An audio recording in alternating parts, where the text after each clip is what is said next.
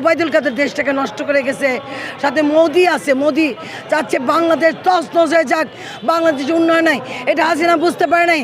হাসিনা মায়ের যদি সন্তান হতো, শেখ মুজিবের সন্তান হলে দেশটা বিক্রি করে উনি অন্য দেশে পলায় যে গেল কেন? সব দল একই ধরনের, কোনো দল আমাদের কাজে লাগতেছে না। কাজ করতে হবে, কাজে প্রমাণ করতে হবে, সুন্দর বাংলাদেশ গড়ার আগে চিন্তা করতে হবে আমরা কীভাবে বাংলাদেশ সুষ্ঠুভাবে। কারণ মারামারি প্রতিশোধের রাজনীতি চলবে না। প্রতিশোধের রাজনীতি চলে একজন অ্যারেস্ট করবে, সেটা বাংলাদেশ হতে পারে না। অপরাধ ছাড়া অ্যারেস্ট করবে, সেটা হতে পারে না। তারেক রহমান মাত্র আসছে, এখন দেশ এলোমেলো।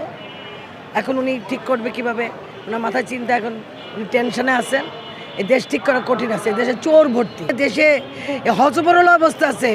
নাইদিভাবে কীভাবে চালাবে? পাশে এসে জামাত ডিস্টার্ব করতেছে, বিএনপিকে কাজ করতেছে। সবাই একসাথে আমরা একজোট করে বাংলাদেশকে নতুনভাবে তৈরি করব। যেটা ছিল সেটাকে আমরা আগাবো।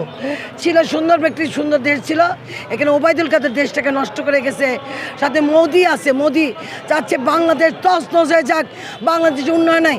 এটা হাসিনা বুঝতে পারে নাই। হাসিনা মায়ের যদি সন্তান হতো, শেখ মুজিবের সন্তান হলে দেশটা বিক্রি করে উনি অন্য দেশে পলায় যে গেল কেন? ওনার যদি মানবতা থাকতো তাহলে এতগুলি হত্যা কীভাবে উনি করলো? ওনার হুকুম নয়, ওবায়দুল কাদের হুকুমে চলছে। ওবায়দুল কাদের হুকুম দিলে উনি চলবে? ওবায়দুল কাকে আগে ফাঁসি দিতে হবে, পরে ওনাকে দিতে হবে। হত্যার বিচার যদি না হয়, সারা বাংলার আন্দোলন হবে।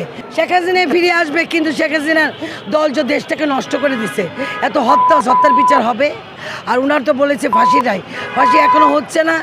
উনি যে কত মানুষকে আয়নাবন্দি করছে, কত অত্যাচার করছে। ওনাকে তো দেশে বসে অত্যাচার করতে বলি নাই। দেশ উন্নয়ন করছেন ভালো কথা, কিন্তু ব্যাংক তো শূন্য খাতে আছে বাংলাদেশ।